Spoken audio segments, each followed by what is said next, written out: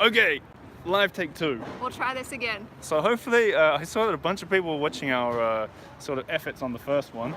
That was a little bit panicky for me. I don't know. It just goes to show life in Paris isn't perfect. Life is never perfect in Paris, but as we sort of people are coming back here, I hope it was easy to find. I can see people are watching. Let us know that everything seems to be working for you, and I'll redo the introductions that we had. Okay. Okay, let's try again. Good, it's working. Hi, Okay, Corinne. Perfect. So I'm here with Leah Walker from Leah Travels. Yes. We just did a podcast today, as in released it, Yes. where we talked about how to binge in Paris.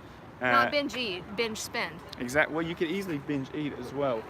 Of Ain't course. that the truth? But you can do that at McDonald's. True, you don't need to come to Paris for that. But what we figured we'd do is we'd show you around the Place Dauphine, and oh, we got questions coming through already. That means people are watching.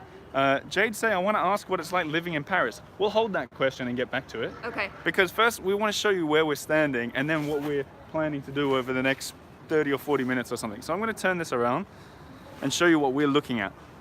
So perhaps, Leah, you can explain what we're looking at. Well, this is, as advertised, Place Dauphine, and it is the second oldest planned square in Paris behind Place de Vosges, which is in the Marais. And what I love about this square is it's really hidden. There's only 2 entrances, and one is near Pont, Neuf, and one is right behind me. And if you're just walking past Pont Neuf or past the Palais de Justice, you may not even know.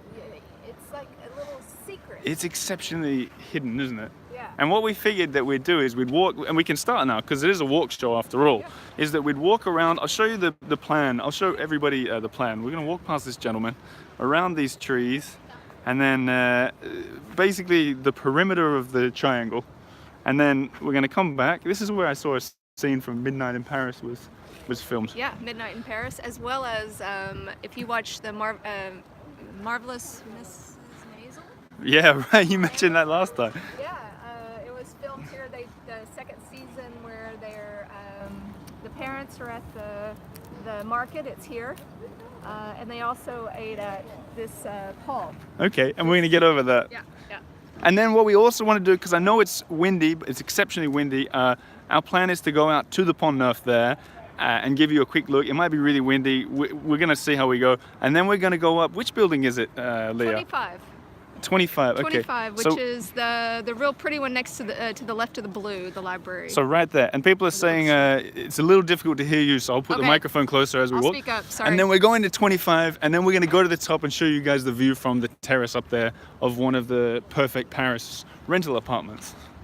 And then you guys are going to get I'll walk backwards for a sec. Okay. You'll have to speak louder because I'm a little bit away from you. Okay, I'll speak louder. And then the idea is that you guys will get to see the shape of this place from above because we're going to be on the top floor.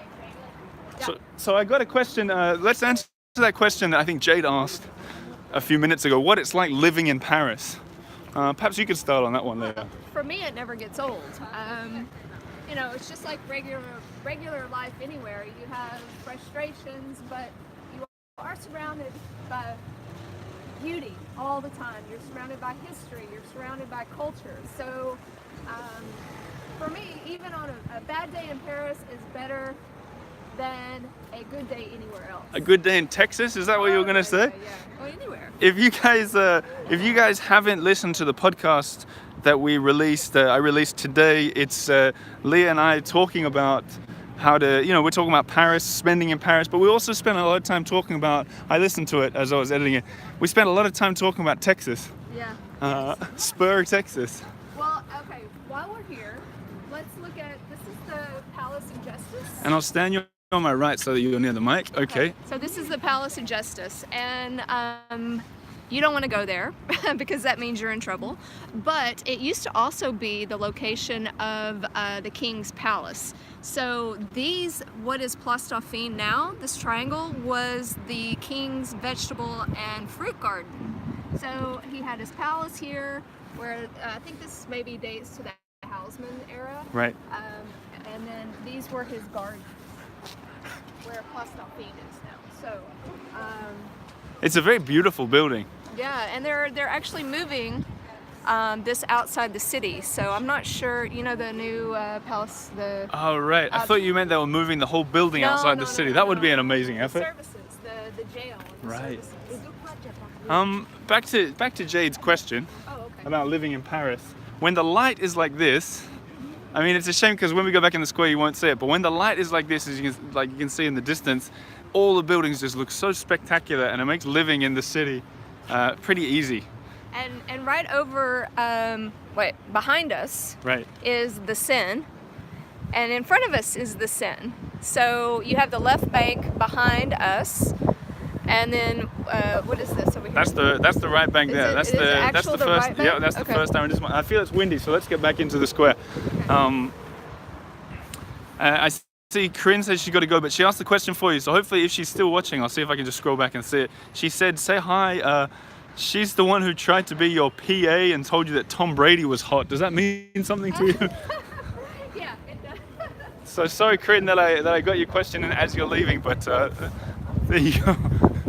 Okay. It's exceptionally windy, guys. I'm gonna just put the camera on us both Yeah. to let you know if you can't hear us because of the wind. We're gonna be going upstairs in a second, but it's very windy here, so we're gonna do our best to show you the sights before getting blown away, right? Yeah, and we also have some construction up here, which is city life. It's non-stop construction in Paris, except for on Sundays because there's laws. It's France. So maybe we should get into some of the history that a lot of the people probably came for about the square itself. And maybe what I'll do is if I sort of zoom around and you tell me a little bit about what we need to know about this place, including, I don't know if I've done it yet, but now that we're on this side of the triangle or the square, you can really get a sense of the sort of beautiful buildings that make this the Instagram heaven. Yeah. That a lot of people sort of flock to, I think.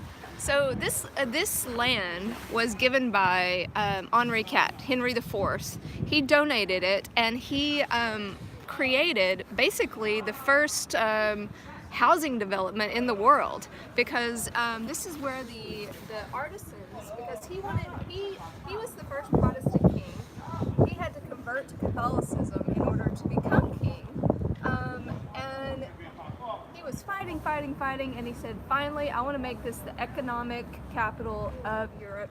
So to do that, we need commerce and we need to build. So he brought in all these artisans, sculptors and painters to create part of the Paris that you know today. And so this was a housing development, and all the buildings were only 3 stories high. Right. So the bottom stories were businesses, and then they had top 2 floors which had the housing, and then they had like an attic. And at the entrance towards Pont Neuf, around the corner, are 2 of the original buildings, so you could see. Shall we go find them? Yeah. Let's do it. Let's walk and talk. Well, you can see they're shorter. So than the rest. these ones here that I'm sort of pointing to are the original 3-story ones. Right. Whereas the rest's got a few extra stories built on top. Right. Through the centuries, they added extra height. But this was not also the what distinguishes this from like Place Dauphine is this was not for the nobles. This was for the commoners, the regular people. And it was really sort of like the renaissance of innovation, where people moved in like clockmakers and gold merchants, and then they combined, the clockmakers and the gold merchants combined their skills and created watches. So that's cool. They created techniques, naval navigation. This was sort of like the hub. It was like Silicon Valley. There was all this innovation. Let's walk over here. It's extremely windy. Yeah. What I'm going to stand like this so the wind's behind us. Okay. What I think we should do, so we're kind of standing, we're going to go up there, and right behind us is the Pont Neuf bridge, this exceptionally famous and interesting bridge. And what I think I see 20 people are watching, so I'm going to ask all you 20 people to bear with us. We're going to take you out to the bridge. It's going to be windy. The reason that, we talked about this before, it's very hard to do a live video with a stabilizer and a microphone, just because of the way they all sort of go together and the plug holes and everything. So if it's exceptionally windy when we're out there, turn it down, enjoy the view, because this is something that I think we have to show. But Yeah, for sure. the summary, people are saying hello. I see your comments coming through. I'm just thinking a lot about the wind. What do they need to know about the Pont Neuf? Well, Henri Henry IV, also built Pont Neuf, and it was the first bridge to cross Right. the Seine, and it was also the first bridge that had sidewalks and banquettes, the little curved part. So there were merchants there, but you know more about Pont Neuf than me. Well, when we finish recording the podcast and we'll start walking, this is where you can turn us down if you can't hear us. But I'll speak especially loud. But when we finish recording the podcast, Leah and I sort of nerded out talking about the Pont Neuf and how much we liked it. And I'm a big fan of it after I read a book called How Paris Became Paris that I'd recommend to anybody. Here's the wind, Leah. Yep. So they're probably turning us down so they can't hear us, so we can get all the dates wrong and everything now. But it's really interesting because of it was kind of where people watching, it's kind of where flaneuring, walking around in the city started. This is and there's your mate there, Henry IV. Yeah. So let's go over and look at the river. Can we cross here? Yeah. So his nickname was the Gallant. Look at my right. His nickname was what? The Green Valiant. Okay. Why? Well, he was a ladies' man, Oh yeah. and you know the French. What does this translate to? The As in glove? Is that what it means? No, Oh, no, gallantry or? well, anyway. What we need to know is that he is got one of the biggest statues in the city of Paris, and we're looking at it here. And it was torn down during the French Revolution, but 100 years later, they put it back up again. But he was a ladies' man, and he's quoted as saying, "I love women, I love to fight, and I love to build." Oh, really? Yeah. Well, there you go. He did pretty well with the building. If we look at him with the sun on this side, it's kind of going between bursts of windiness and not windiness. You guys put comments. Let us know if you can hear us. I don't feel any wind right now, but that doesn't mean that it's not picking it up. And this was, in case you're wondering, you guys, why there's the kind of ugly beige, what do you call them, fence bits? Barriers? Yeah, barriers. It's because everyone came here and hung their love locks up on this bridge. And look at the color there. That's amazing. Missy Lamb says, I can hear y'all perfectly. She's from Texas, yeah? Another Texan. I think. And I saw another, yeah, everyone can hear us. Okay, That's great. good. Keep the comments coming. Tell us where you're listening from. Put your questions in. It's more fun if it's interactive. And that is why we do it live. Yeah. We're here to talk to you guys. Anyway, there's Henry IV. This is where all the love locks were being attached. Yeah. Like they were on the Pont Neuf bridge. And so they go. No, and No, you're right. Pont d'Arts. Pont, yes. Not the Pont Neuf which we're standing on. Although technically I was right. Because we are. So I got a few things though. Bonjour from Dallas. That's your Hello. neck of the woods, isn't Yeah.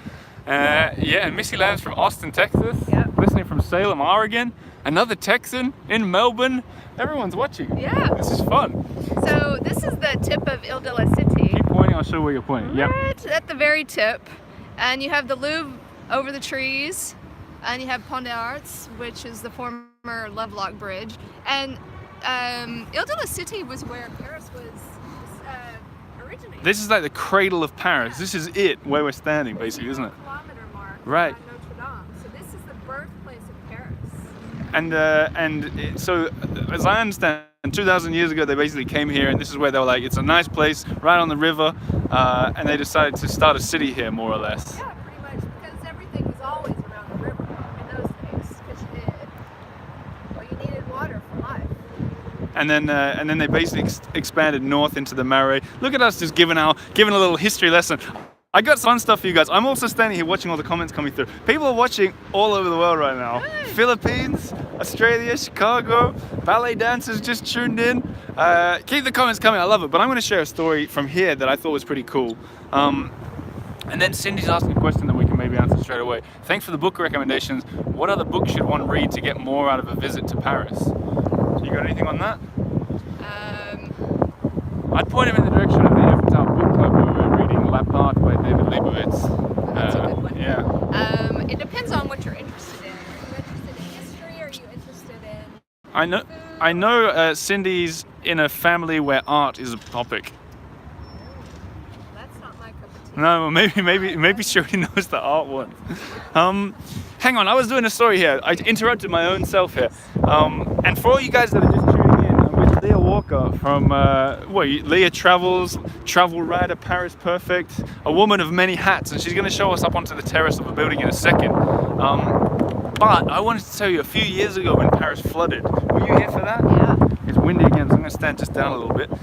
This whole little square that we're standing at was totally submerged by the water, which means that it came up about, I don't know, 2 meters at least maybe. And like you'd be knee deep in water if you were here. What do you want to talk about? Because we can now see the shape of the Pont Neuf. Isn't it like if you look at this here, look how beautiful that is. Yeah. And we had our back to it the whole time. And can you zoom? Each one of these faces are different. Okay, I can. YouTube's very good for zooming. Yeah, and I can't remember, I don't want to screw up the history there, but I remember each one of them is unique, and they're modeled after... My brothers, by the looks of it. I want to say Italian something or another, but don't quote me on that. But they are each unique. And they certainly are a fright if you're coming in here in the evening light coming under on a boat. They're not pretty. No. So why don't you talk about how the peasants and the nobles interacted? Yeah, should we go in? We can role play if you want. Oh, I get to be what? You're definitely the noble and I'm the peasant. There's no doubt about that. Okay.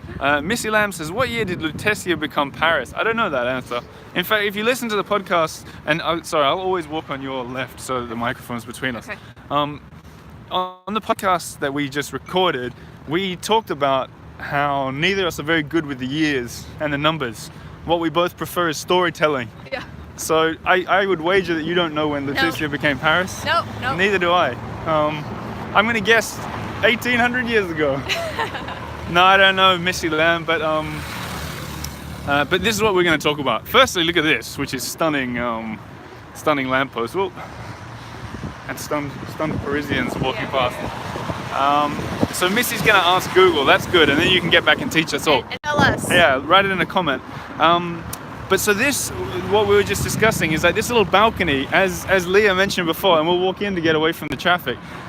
They built this specifically so that people could look at the Seine River, which they didn't have the opportunity to do before there were bridges here. So people would come and apparently they'd stand here like Leah and I are doing, and they'd look out and just gaze on the magnificence of this river.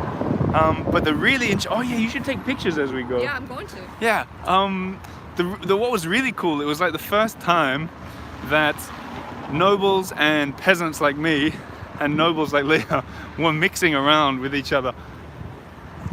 We're taking pictures in the background here. So I'll tell you the story. So it's the first time, 52 BC according to Google. Oh. What did I say? 1800. That's not so bad. I wasn't so far off. Okay. So I'm not good at math either. I was 250 years old. Anyway, so they'd walk around, these nobles who always were on horses, in carriages being pulled by horses, and these sidewalks that we just walk on were the first ever built in the country, and so they had a reason to walk. So they'd walk up and down here, and all the peasants would look at him and be like, whoa, well look at that robe that he's wearing, I want one for myself. And as I understand, that's where the sort of fashion in Paris sort of started, and people would travel from abroad to come and see this. So let's role play. Okay. You can be you can be, so you're a noble, so there's noble Leah, and people like me would have been like, hey, nice jacket! Hey! Yeah, that's about what it was like. All right. Oh man, that's more like it. Okay, and maybe we'll show just over the other side of the river too, and then we'll go back up to the Okay. The light is really exceptional right now.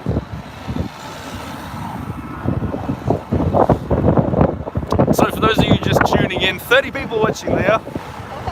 That's not bad for considering it all went wrong at the start. Yeah. Oh, it's windy. Yeah. If I stand next to you. So a few comments coming in. I haven't even been reading them, but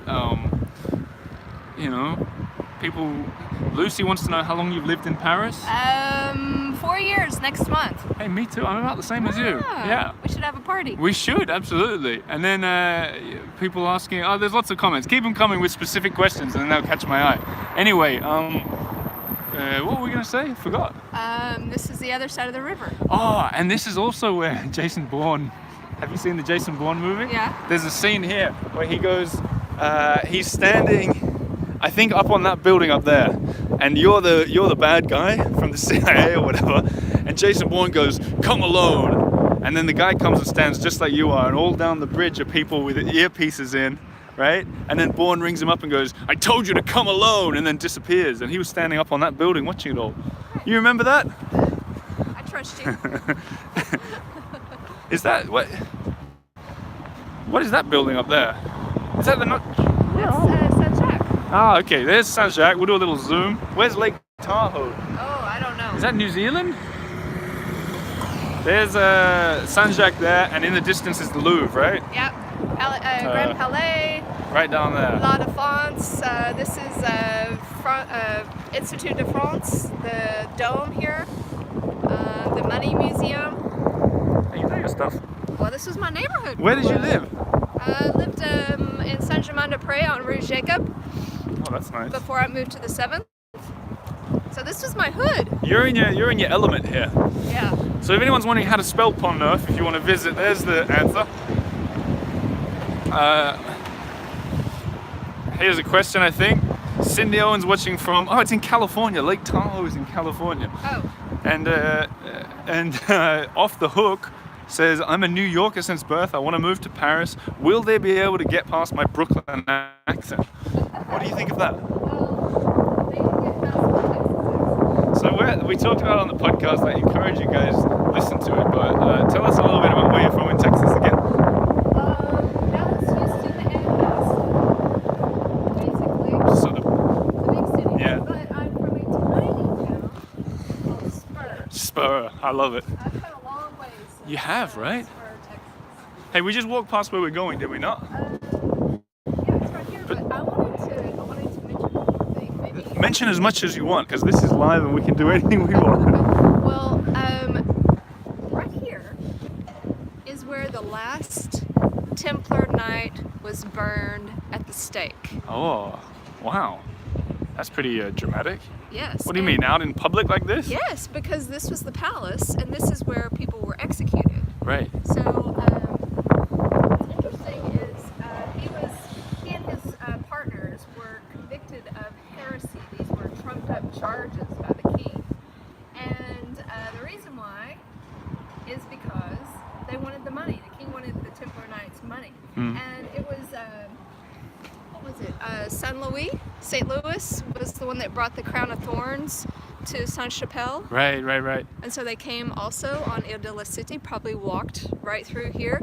But this, the Templar Knight story is pretty interesting because it's said, I mean, I wasn't there, so I can't attest to this, but it's said that when he was being burned, he cursed the king and the Pope, because the Pope ultimately approved this, and they died within a year. But he also cursed their next 13 generations.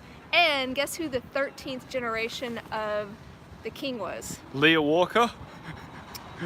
Louis the 16th. Louis the 16th. Oh. And it also happened, supposedly, on Friday the 13th, which is where that superstition comes from. Really? I'm not such a superstitious guy. You? I don't know, if something bad happens, then I'm superstitious. Do you think, speaking of superstition, do you think it's going to rain? It feels like it could. It could. It could be a good time to go inside. But I just remembered something I wanted to share. But I also saw a question for you specifically. Yeah. If you could live anywhere in Paris, where would you choose? Oh, neighborhood or? Let's say arrondissement, and then we'll nail it down after that. It was the 6th in Saint-Germain-des-Prés, but I'm really a 7th girl now. Yeah. I love the 7th. This is, I don't know. I think it's kind of feels like home because it's the home of the American church, the American library. Right, there's a big American, everything's American over there. American university. Yeah. So it's kind of like little America, I guess. You know, I taught podcasting at the American University of Paris for a while. Yeah, imagine that. Professor. and I didn't even know what I'm doing. You know what I figured? Someone recommended this. I saw a comment. Oh yeah, this is a great place. Because what I just realized we didn't do is we didn't walk down the left side, so we're going to do that. And more people are tuning in. People want to see it. No, yeah, there's some good restaurants. This is a nice place. They have really like hearty on a day like this. Yeah, on a day like this, it's a good place to eat. So I keep you on my right again. Ma salle à manger, my like room to eat. And we're on. There's the name of the place, Place Dauphine. And a comment from someone whose name I can't read, Phil Carr, says it has great French onion soup. Yeah.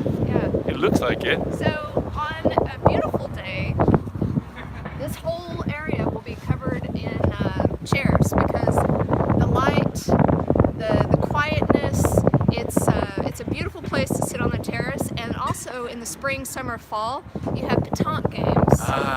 So like bocce ball. Yeah.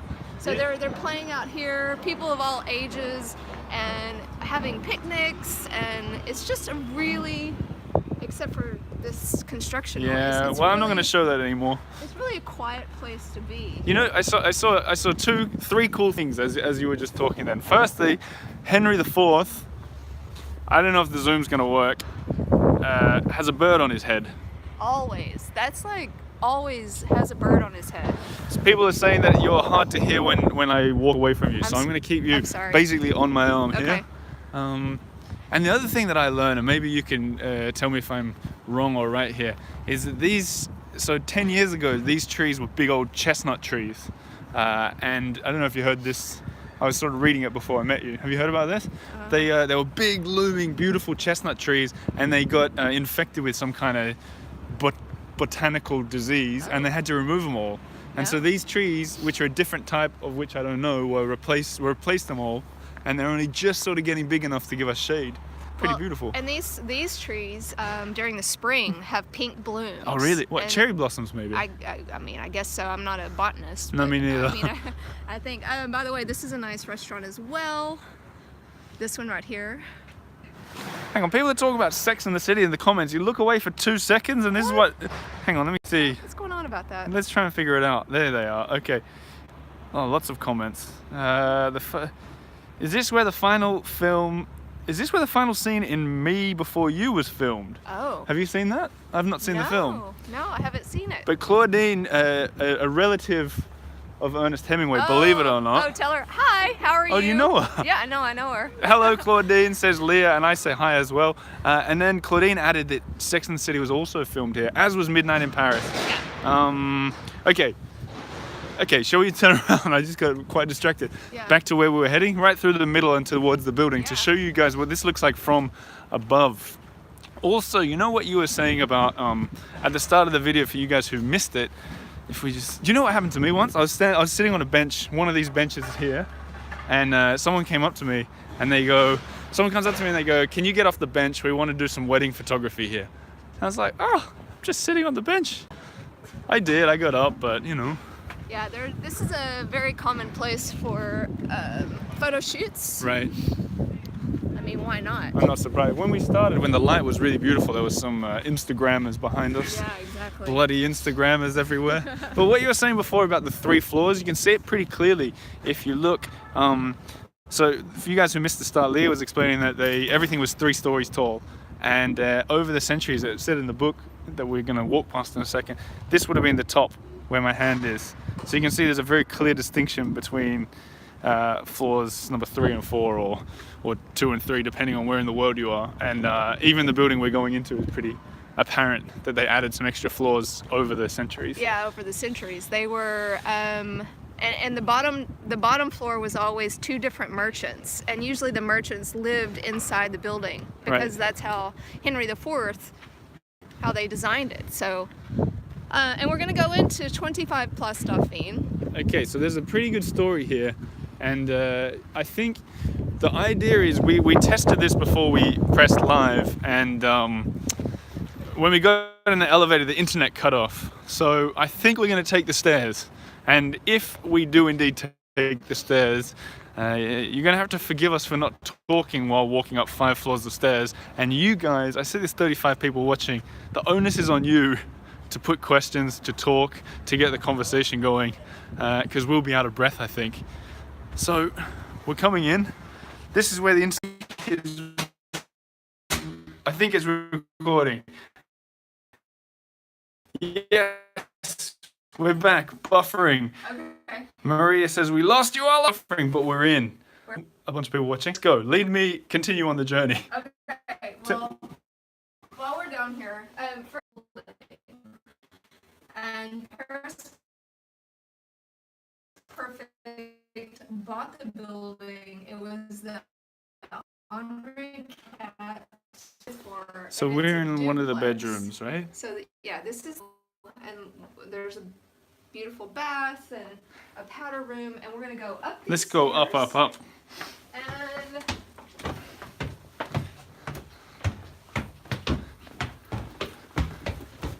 okay, so for you guys who are just rejoining us now, we lost, as I predicted, we lost the internet as we were coming up. So we just jumped in the lift and decided if we're going to lose internet, we're going to lose internet properly. yeah. But there's the view is going to be behind you. But maybe I'll just give a little pan as we go through here. Yeah. So we're in the kitchen of one of the Paris Perfect apartments that used to be the Henry IV Hotel, and was totally refurbished. I've just been reading the book here that sort of explained it all. Yeah, the founder, Madeleine, the founder of Paris Perfect, Madeleine and Philippe, created this really interesting book that's all about Place Dauphine. This really interesting book that's all about Place Dauphine, the history of Place Dauphine, as well as the renovation. So you can see. Let me show you. This is what it looked like before. Let's get a look at that. Right. They're the two big entryways that we. Yeah. And actually, the hotel moved the doors over, and Paris Perfect moved them back to the original location. And this, anyway, if you stay in Place Dauphine, each apartment has one of these books. In fact, I think we have these books in most of our apartments. So the staircase that Oliver wanted to walk up is the original. Yeah, And it's that's kind of like my studio staircase a little bit. Yeah. Anyway, so this book is really awesome, and it talks about much of my information. There's Madeleine and Philippe, There they are. the founders of Paris Perfect. But yeah, but in this very YouTube link that you guys are watching, if you scroll down in the description, I put a link to the place that we're standing, so you can see a bunch more pictures and get a bunch more information. There's There you go. So that's it from 1889, where we were just walking. yeah. So this building was a grocery store and a hotel. Ah, nice. So and there was a wine merchant next door. Yeah. The watchmakers, as I mentioned, were here. So this is really a historic place. But I know that you just want to see the view. Indeed, I do want to see the I view. know you do. Okay. Can we go out there? Come on. And keep your comments coming in. I'm glad that we got you guys back. But here is the view. I'm excited about this. Oh, yes. Look at this. It's not every day you get to do something like this, is it, Leah? No, well. Well, not For me, not yes. every day I get to If do I something want. like this. It really puts it into perspective of how it's a triangle. It very evidently is a triangle and not a square when you look at it from up here. And what's awesome is what you can see from here. If you can pick out the landmarks, I got to stand up here Okay. high with you. And I'm putting you close to the mic So- in case it's windy. So you can see Notre Dame, I'll zoom into the it. towers of Notre Dame, Ah, yeah. which is also on Ile de la Cité. So that's on the same island that we're on now, if we were just to walk 5 minutes of it. That's where tomorrow's live video is going to be, by the Oh, way. yes, and I'll be there. I'll see you there. Are you going to be on the video as well? Well, I don't know about that. I kind of like doing videos with you. You're welcome to be on the Yeah. video. And Guys, put a comment if you want to see Leah tomorrow as well. Now, that will be the test. yeah, they may say no, we're not watching if she's there. And then you have Sainte-Chapelle, So Sainte-Chapelle is the big spire that was right there. and that's a beautiful place. Spoiler alert, I've never been inside. I've only been once. Yeah, it's something I've been meaning to do forever. Go on a sunny day because it's like a jewel box, the light coming in. So you see this comment from Maria? I used to stay at Paris Perfect Apartments before I purchased my own. They are fabulous apartments, most with spectacular views. Fancy. Fancy. I know. Maria is a follower of the Earful and a very lovely woman. I met her in Montmartre. Oh, great. Hello, Maria. And you also have this gold. Oh yeah, I see. Should I zoom? Yeah. Look at that. Isn't that just so beautiful? Look at that. I'm just like, while we've been doing this walk, I just sometimes are just looking at the camera screen and forgetting what right? Because it's so picturesque, isn't it? And that's the Conciergerie, which is where Marie Antoinette was imprisoned. There. Right there. Yeah. That's a story, isn't it? Yeah. I've not been there either. These are all things, I'm saving this island Okay. for the future. And then what, wow. So this is the upstairs view basically of the 3-story one that we were just talking about. Yeah. That sort of remain the same. And these apartments, a lot of these apartments, they remain in families for, decades, a century, because they're such sought after properties. This is one of the most expensive areas of Paris per square foot. Right. To not just Ile de la City, but Place Dauphine. Yeah. So, this is where I'm going to buy my next spot, I'm going to buy two. Yeah. Yeah. We'll be neighbors. No problem. Yeah, I can wave at you. We can do videos every day. Oh, that would be awesome. What about over here? I'm going to lean over the edge, so this could be the last video for the Earful Tower. But I'm going to try and see if we can see just beyond there. I think, what is that? That's where we were. So that's just the other edge of the right bank that we were just looking at before. But there you go. I see a few more comments coming in. People are pretty impressed by this view. I'm just trying to figure out how to bring them up again. There you go. Okay. And for you guys who are new around here, I'm still figuring out YouTube live videos, so I don't know what I'm doing. I see if we turn it around. I see. Oh, you were filming. I was just about to film you. No, I was taking you a photo. But I think maybe we can sort of start to wind this up a little bit. Yeah. If you guys have any form of questions, now is the absolute time to do it. But let's discuss a little bit. There was something that we were going to talk about that I forgot. Tomorrow. That's what I was going to talk about. Yeah. Because maybe we can sit. Yeah, let's have a seat. You know what? It would be criminal though to put the camera on us when we've got this view, well, but we can still sit. Well, no. Here. You just stand here and we'll sit on the table. Okay. Oh, that's nice. Because there you go. Because it's you that hooked me up with what I'm doing tomorrow. Yeah. Thanks for the live walk. Beautiful, says Amy. There's a name I haven't seen around much. Hello, Amy. So Leah. Now it's not a talk show anymore. It's more like a walk. Not a walk show. It's a talk show. Yeah. So what I was going to say is, you hooked me up with this the guest for tomorrow via Secret Journeys, and you got a platform here. There's 30 people watching right now. You can tell them what it is. 30 people. Okay. Secret Journeys is another project or business that I'm involved with. One of many. And what the founder, his name is Philippe Hertzberg, and that's who you're going to meet tomorrow. I've been emailing with him. He seems like a really lovely guy. Yeah. He called me the most famous Aussie in Paris. I was like, you've got a place on the show anytime you want. He's quite charming. Yeah. But he used to work for the New York Times here in Paris and the Wall Street Journal and photos and stuff. And he created a company called Secret Journeys. And what he does with that company is he creates amazing experiences that you didn't know were possible, that you maybe never thought about even doing. He creates them, he cultivates relationships and makes the impossible possible, including what you're going to get to experience tomorrow at Notre Dame, which is one of my personal favorite experiences ever, and you're going to be like blown away. So the idea is, so for the walk tomorrow, which is on the YouTube page, hopefully I don't have the same problem with the whole... No, I'm glad that happened with me and you, and we have rapport and we've met before, because if I was interviewing Macron tomorrow, and that happened, imagine that. Well, he's pretty laid back. Yeah, but I would panic. He's my neighbor. Is he? Well, he was. Oh, wow. Before he went to the Elysee. Get him on the show. But tomorrow, so the timing is all there on YouTube. You can find it. I think it's 5:45 p.m. tomorrow. Yeah, sounds right. We're gonna, me and Quentin, I believe, a historian, We're going to walk around the outside of the Notre Dame Cathedral, and he's going to tell all the history about it. So if you guys have historic questions, this guy will be way better than you and I are at the dates. Yeah, no, he's amazing. He knows more. He's probably forgotten more about Notre Dame than I ever knew. And I think you're going to talk about the restoration, maybe? Oh, cool. Maybe. You know what? Actually, I know a little bit about the restoration because the guy that did it, and we'll talk about it tomorrow, is the guy that did Carcassonne.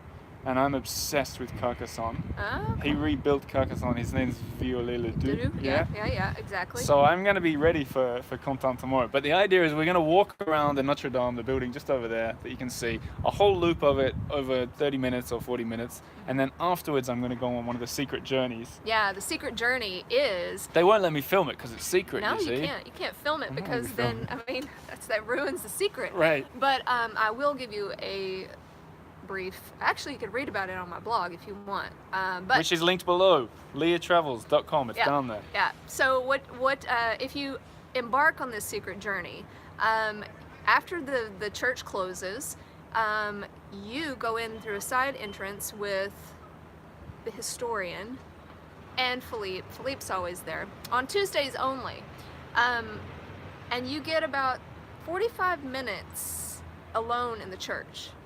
No tourists, because there's a concert. There may be a choir or an organist practicing, but you have it to yourself, and they have the keys to the doors that nobody else goes in. I'm excited. You go up staircases. Right. You're stepping over, lights. You're in the upper part of Notre Dame where like Quasimodo used to hang out, and this is going to be excellent. yeah, and there's always... Do we go to the top? No, you don't. I've never done that before. No, but we are working on a secret journey that includes the towers. You're But giving away all your secrets. No. You just have to stay tuned. But with that, you can... Oh, and then like with all the secret journeys, it ends with champagne. You didn't mention that. Well, yeah, champagne. But anyway, so with that, you can stay for the concert or you can leave. It's two different price points. I think I'm going to stay for the concert. Yeah, you should. So I'm going to stand up again Okay. and show, because I realize a lot of people, I'm sure people love to hear us talking, but they also love to see Paris. No, you want to flip. Oh, the light's really nice right now, That's too. exactly what look at that. Oh, look at that.